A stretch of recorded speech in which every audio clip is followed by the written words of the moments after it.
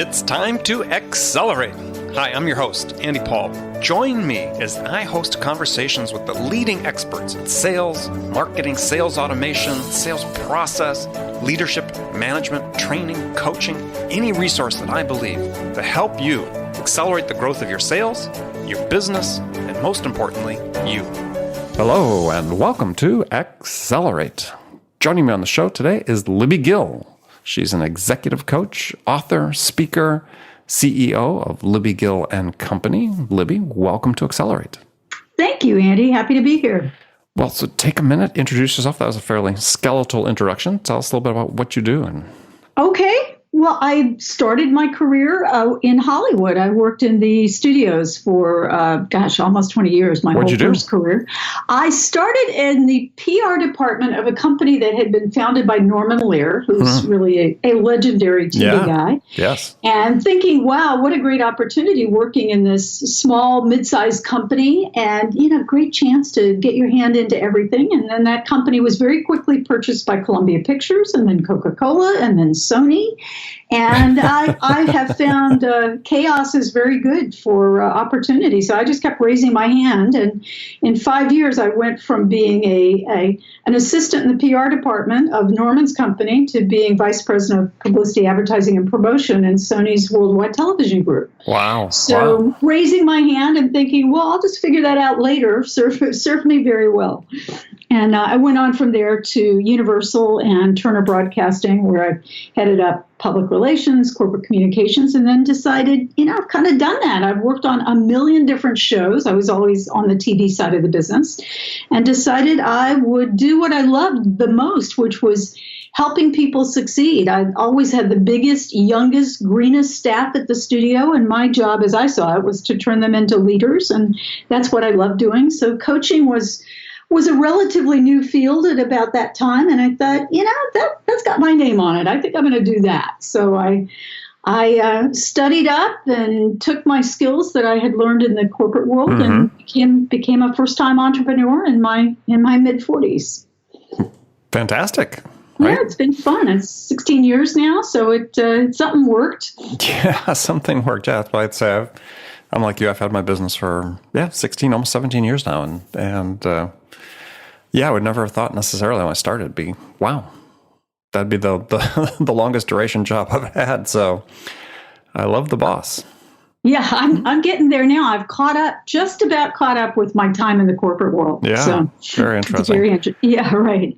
Well, one of the topics we want to talk about today, because you work with as part of your coaching business, you work with people on this, is this idea of personal branding. And this has really become a hot topic over the last year or two, as certainly as, the growth of the internet, social media, and so on. The need for people to create a personal brand, a digital brand, if you will, to some degrees, for both a professional and personal level. I mean, or at least one that's congruent between the two. So why do you think that's becoming to the fore so much these days? Well, I think you nailed it in terms of social media and the internet. There's so many people out there now that have access to us, that we have access to, that are just on the radar. And, that's sort of good news, bad news. I have mixed feelings about the overnight celebrities and citizen journalists and all those things. I mean, there's a place for all of that, but it makes for experts and real thought leaders and serious business people really have to stand out. They really have to delineate who they are, what they do, for whom they do it, in a way that is catchy and thoughtful. It's hard to be pithy and thoughtful at the same time, but that's really the challenge, so that you can establish yourself in all these situations. Because who you are in a live presentation or a small meeting versus Twitter, Facebook, wherever you show up, Instagram, a podcast, and they all have to come from some authentic core, and yet you have to fashion all those personas slightly differently to fit those platforms. Yeah, it's interesting. The sort of the takeaway, if you will, is in some degree is that the technology that in the world we live in has facilitated the rise of the quote unquote instant expert that now becomes noise that makes it hard for real expertise to rise to the surface. It does, and at the same time, it's a good thing that we can now edit a movie or create a symphony and all of that from our own laptops. So we've been afforded all sorts of possibilities that didn't exist a decade ago, and that's a great thing, I think. But it does it enhances that sort of sense of ADD that so many of us have, that there are all these mediums and all these things that we want to devote time and attention to, and we are so scattered that learning how to create that consistent brand that can be strong enough, attractive enough, catchy enough, and yet reach your core audience, reach the right people becomes a real challenge. It can be very difficult to figure out, in this world of infinite possibilities and connections, who am I? Mm-hmm. No, it's absolutely true. When I think about this, we have a large portion of the audience is a sales audience, and the branding, as you talked about, is standing above the noise, really essential because, at the company level, at the product level, there's so much noise now, and it's so easy for technology to be copied, brought to market quickly. People are confronting more and more as sellers. They're confronting more and more competition out there. But really, that first line of differentiation is really them as the individual in the mind's eye of the buyer. So, they need to be able to, want to dig into this is, how do they build this brand that's about being the trusted advisor, being a value creator, being a problem solver for their customers? Right. And there's so many different ways that people do this. And I think the biggest part of the challenge is you have so little time to establish that, certainly online. Mm-hmm. I mean, we've all heard that people come to your website and they'll give it 3 seconds before they decide if they're going to stick around and read a blog or bounce to something else. We just, those endless options. And it's interesting, there was a great study about options, and lots of options. Having some options is a great thing. Living in a world where we've got options, and we were joking, Andy, about 1%ers. We've got a lot of options available. Having too many options can just shut people down. And certainly this as a sales expert. Mm-hmm. A few options, great thing. Lots and lots and lots of options, you just confuse your customer, and you leave them not knowing where to even begin. And of course, confusion is the end of the selling cycle. You want to be clear and consistent. Yeah, well, Schwartz talks about that in his books. The paradox of choice is just using, I think it was salad dressings was the example he gave about, when he was growing up, there was maybe half a dozen selections of salad dressing on the grocery shelf aisles. Now there could be, 10 feet of shelf space with 6 different shelves covering, 100 choices. Oh, absolutely. Maybe it's the gender difference. I use blue jeans. Like, remember when you would buy a pair of Levi's? Yeah, that was it. And now you can go into virtually any store. From a Target to a specialty store, and there are going to be dozens of choices, which to me is like, oh, forget it. I'll just hang on to these a while longer. It can really make it difficult if you don't narrow it down. So let's talk about this process then of building a brand, let's say as a trusted advisor. If you're in sales or some sort of position where you're we'll call it influence professional, if you will, as people sometimes call it, mm-hmm. is how do you develop this persona, this brand?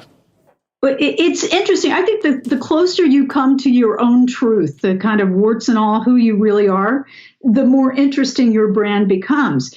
But of course, you've got to think about your end user and your customer. But going back to yourself, I always ask entrepreneurs, especially new ones, is, what are your skills and strengths? You've got to be very clear about what you're good at. That's foundational. Next, what are your passions? Because who wants to lock into a career that you don't really want? And if you've got multiple services, or products, I'm more of a service person than I am. I work much more with experts than I do physical products. Mm-hmm. You've got to understand is what are your passions, what are your strengths and skills, and then finally, what does the marketplace want from me? What do they truly want that you have to offer? And that's the very beginning. I think some people, when they come to me, they think their brand it's about my website and my logo and my company name, and of course it is about all those things.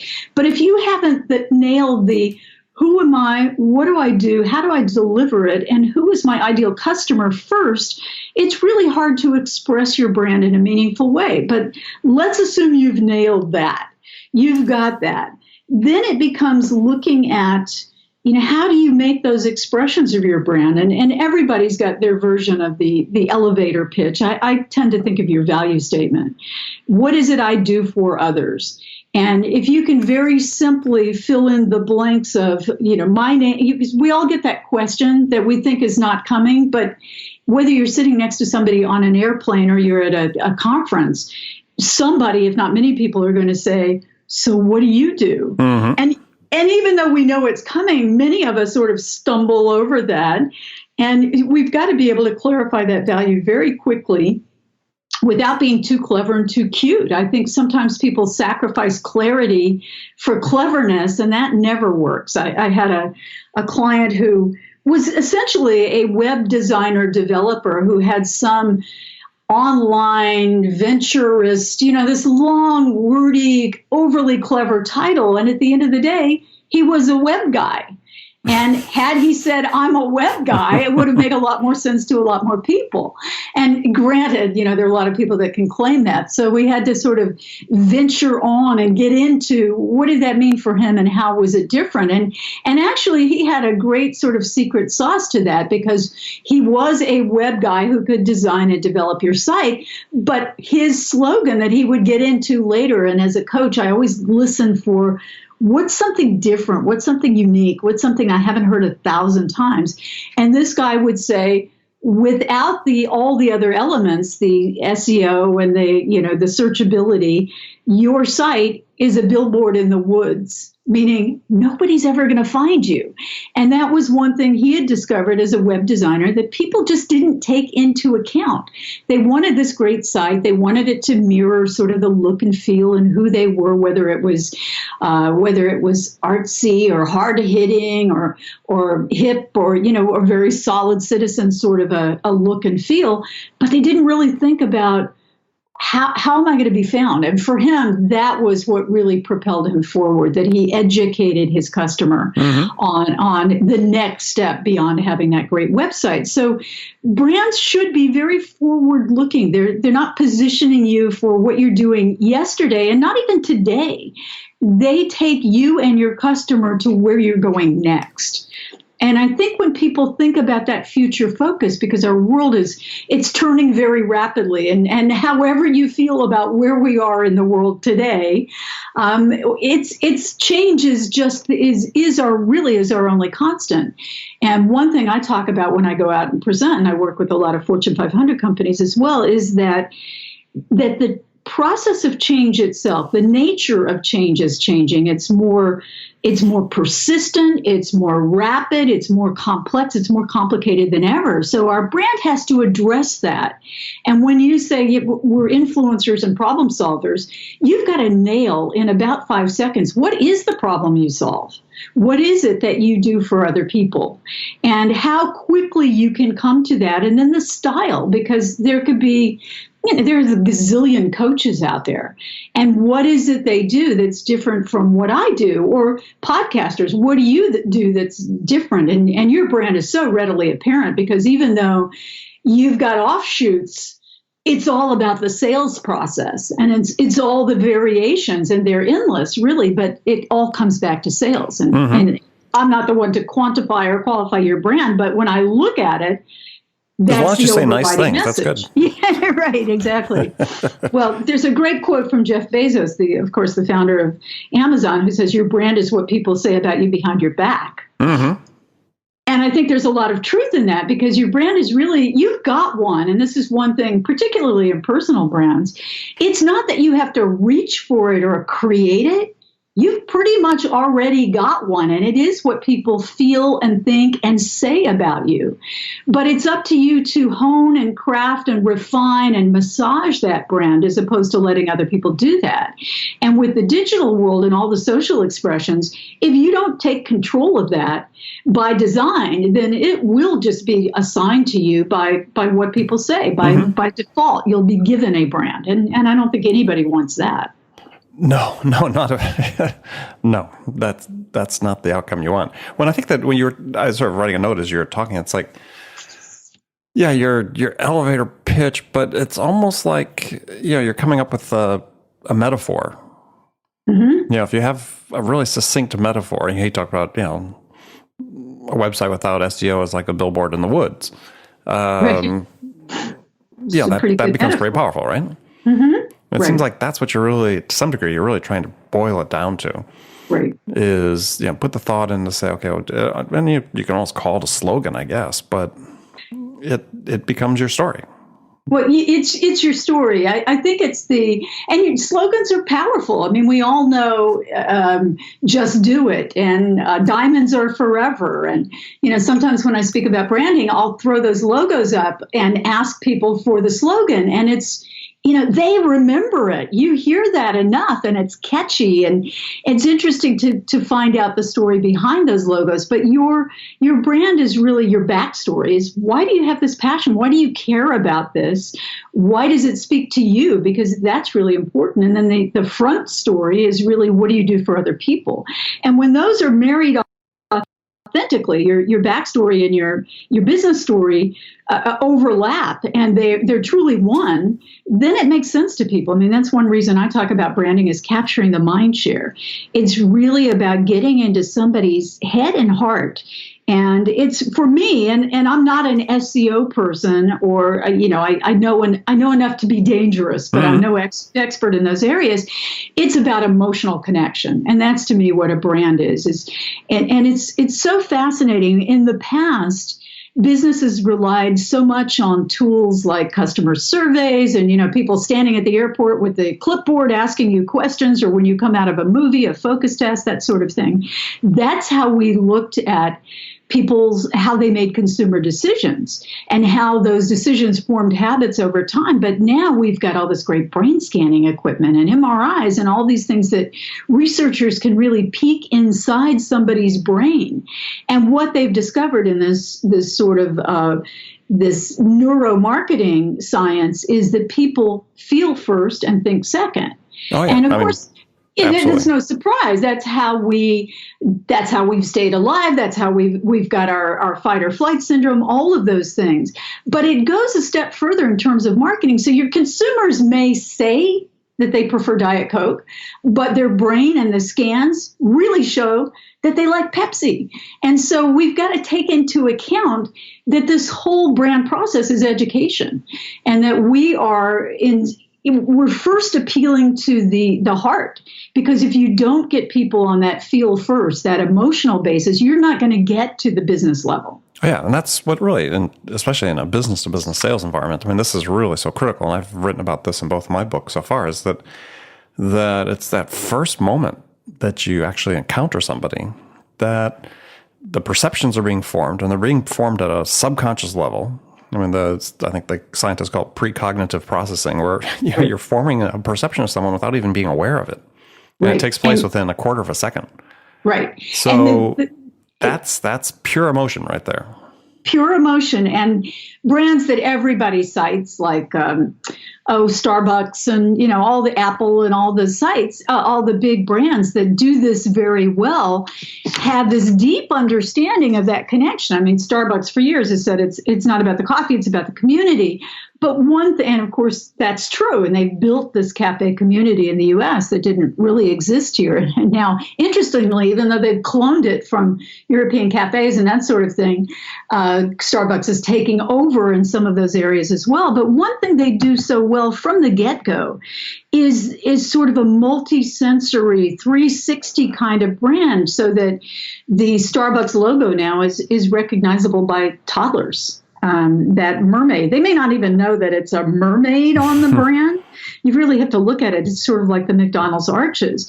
They know what that big green circle with that sort of lady figure is, and it's so recognizable. And then you open the door, and as adults, we get that immediate rush of all of the senses. We hear the coffee grinder, we hear the music they're playing, you smell the coffee, the banter with the people. I mean, it's across the board. It hits every sense before we even think about what's my coffee choice or why am I here?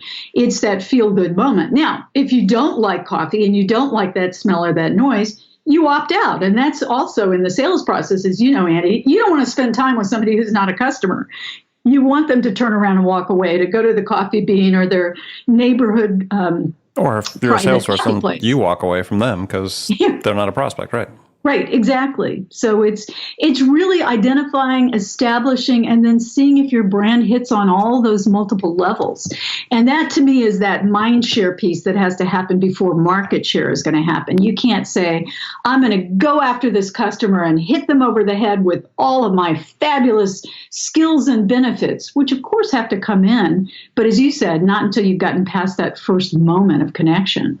Yeah. So getting down to this level about sort of detailed level about building the brand, and we talked about digital earlier, is so as you're working with your clients and you're helping with this, what do you see as sort of the more frequent pitfalls you see them running into when they start taking this out of sort of the personal realm out into the social realm? Well, one thing is I think people don't think about their end game early enough. And if you're going to go to the trouble and the expense to build a social platform and your website and all of those things, it's not just one big end game. Oh, I want to be rich and successful. Like, right, who doesn't? But what are the steps along the way? Where will you be connecting with customers? What is the consistent message that you're going to build across all of these brands? And I see people coming who've jumped into building the website, starting their social media, putting their editorial calendar, all of these things together without thinking who's, as they like to say in marketing, who's your avatar? Who's your ideal customer? Who more than anybody do you want to attract?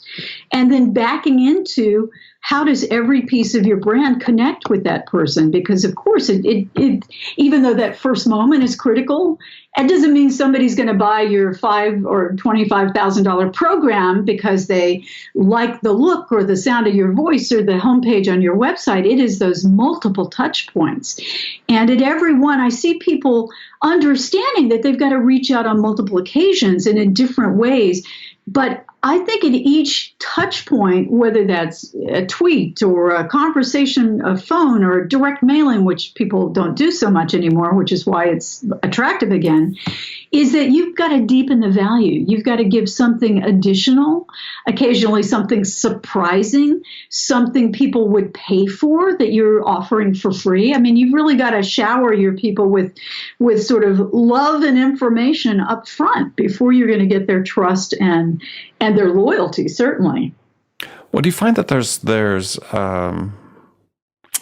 in sort of in different age ranges about the facility for building the brand? I mean, it's there's been some studies showing that actually oddly enough, like on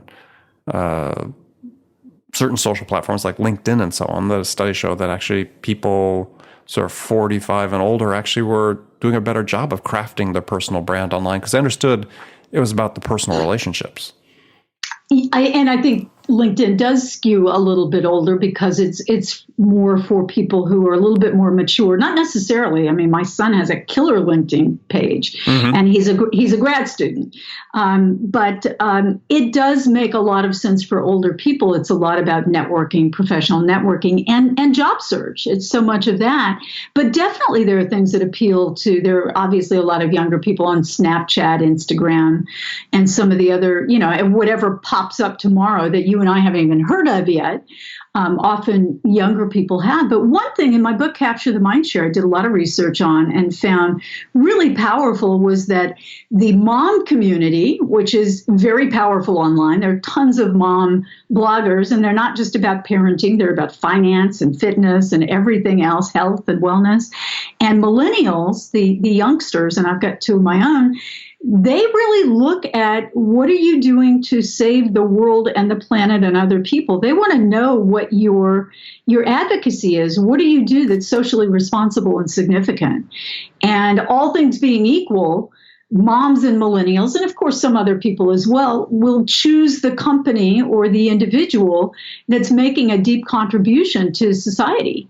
And they want to know what it is. Or is it about education? Is it about the environment? Is it about hunger? They really want to know where you stand on a lot of these issues. And that's become, I think that's become a real signature of the millennials. And as much as people complain, I mean, I hear from, baby boomers and traditionalists and older managers that, want to slap their millennials. They feel like they're so entitled. And that's sort of painting all of them with one brush. Absolutely. I mean, I've, as a parent of two millennials as well as, and being exposed to a lot of companies that have been started by millennials, it's like, this generation is as hardworking and as exciting and as educated as any that's come before it. I think so too, and I do find that they're deeply committed, and I think it's just been a change in our world, in their mindset, in the world they grew up in.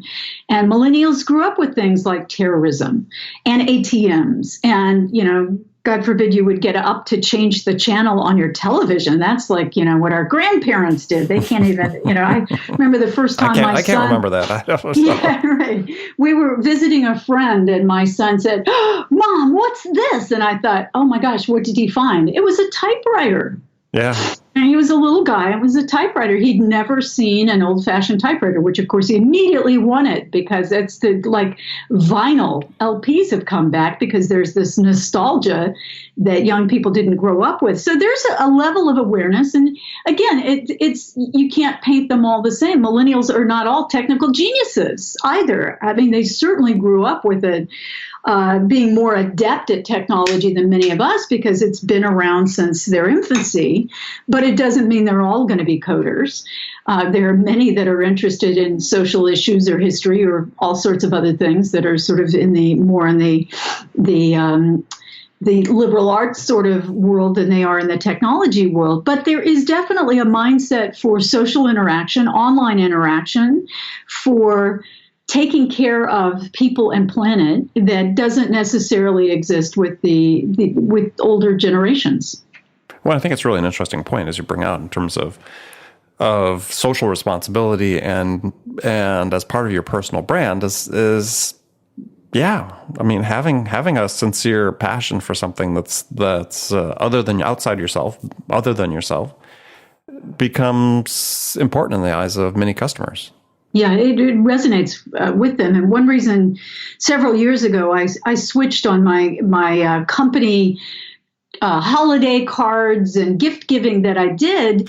I thought, the world, or at least my customers, they have enough chocolate and canned sweets and wine and all that kind of stuff, and started doing things that were much more, I thought, socially relevant. And this past year gave away, didn't give away, but purchased a education for a young woman through Kiva.com. And and I sent it out in the name of my clients, and they were incredibly receptive and grateful that we'd done a year's education for a young woman in a developing country, and it was, in your name.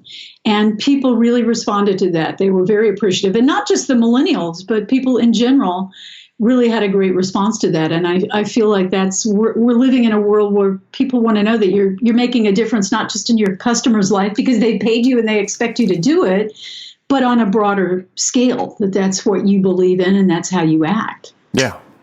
Very interesting. Well, good. Well, I mean, Libby, it's been great talking with you. So tell folks how they can find out more about you and get in touch with you. They can find me. It's pretty easy. Keeping with a simple brand, it's libbygill.com. And I welcome any of your listeners' emails, phone calls. All of my information is on my contact page, or they can email me directly at libby@libbygill.com. Excellent. Well, good. Well, thanks again for being on the show. My pleasure, Andy. Thank you for having me. And friends, thank you as always for taking the time to spend with me today and with my guests. And remember, make it a part of your day every day to deliberately learn something new to help you accelerate your own success. And one way to do that is make sure you join my conversations with top business experts like my guest today, Libby Gill, who shared her expertise about how to accelerate the growth of your business. So thanks for joining me. And until next time, this is Andy Paul. Good selling, everybody. Thanks for listening to the show. If you like what you heard and want to make sure you don't miss any upcoming episodes, please subscribe to this podcast on iTunes or Stitcher.com. For more information about today's guest, visit my website at andypaul.com.